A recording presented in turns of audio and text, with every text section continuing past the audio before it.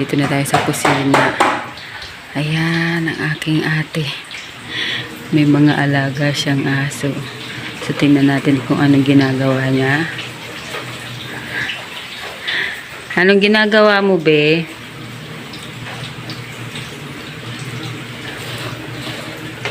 Meron siyang breadcrumbs.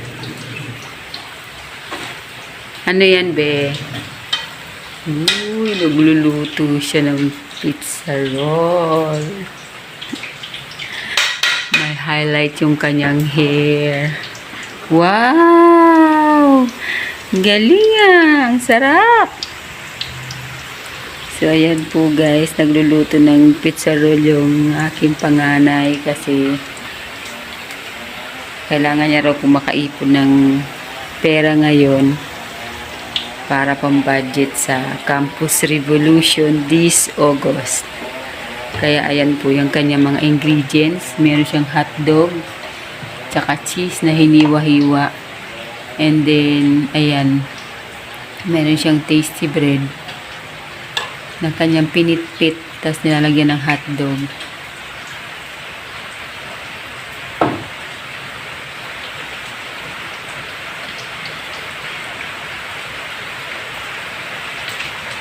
Tapos yan. Ayan, nagluluto na siya. Tapos ito yung kanyang niroll kanina. Tapos ididip niya yan dito. And then huli dito sa breadcrumbs. Tapos yan, magiging ganyan na siya. Kasi lagyan mo anak ng dahon. May dahon, lagyan na. Diba? Ganda niya tingnan, no?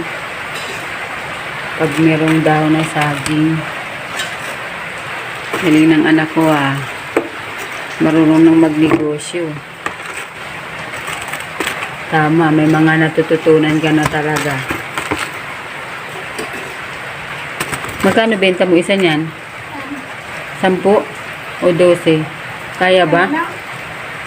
Kaya ba ng 10 yan? Ipantay mo anak yung kulay ha. Kasi pangit yung pag may white. Yan, yung mga parteng white. Tsaka ano.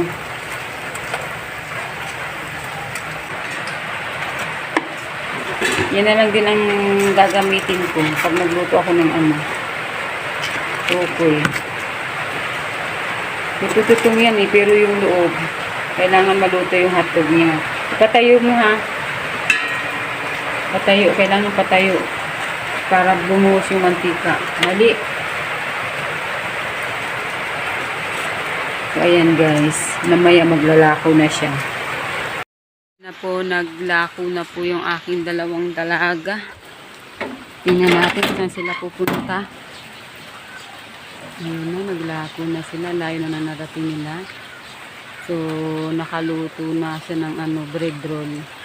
Yung kikitain po niya dyan ay gagastusin niya sa kanilang Youth Campus Revolution dito sa church. Yan, ingat kayo mga anak. Ang lakas po ng ulan dito, bumabagyo. Pero ayan yun, ikot na po sila. Ayan. Yan, umuulan po. Pasok na po tayo. Dahil naglalaba ako, ayun. Pinag-washing po ako. Sana po ako. A few moments later. Naubos anak. Patingin na lalagyan. Naubos yung nilako mo. Galing ah. Hindi ba kayo nabasa? Parang basa kayo. Naubos? Ayos ah. Thank you Lord.